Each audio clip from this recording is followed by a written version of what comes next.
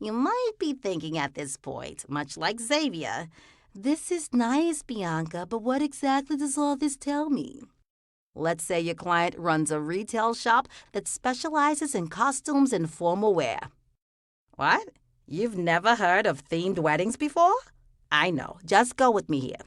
Can you guess when sales might be up versus down over the course of the year? Could you guess why these trends may be? Comparing your P&L sales horizontally over the year will help you spot those trends for your client and understand which seasons tend to boost sales and when sales typically slow down.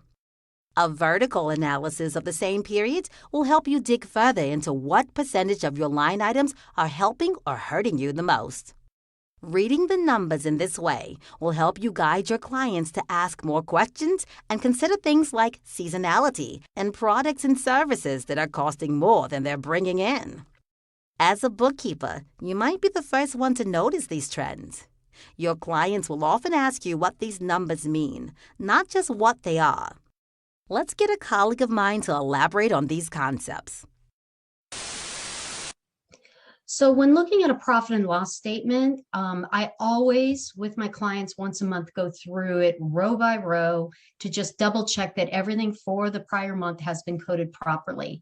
The reason this is important is, as you know, income is stated on the profit and loss, and it could be that your client is tracking income separately for services or products or different types of things they sell. So they might have multiple types of income listed on that profit and loss statement.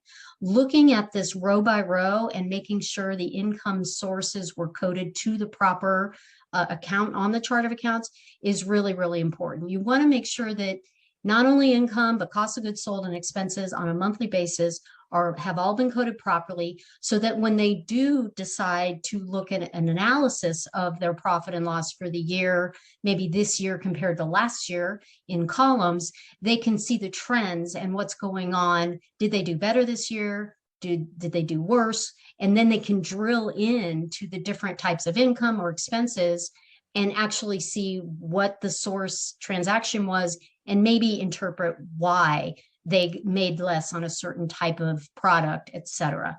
So it's really important that you have that monthly meeting with your client and go through this information. Although you may do it quarterly with your client, it depends on your contract with them. But it's so important to go month by month so they fully understand where the money came from, where it was spent, and then they can start forward thinking about how they're going to do better next month or next year and start planning for the future. So it really, really helps to help them understand all of these rows and columns on their financial statements.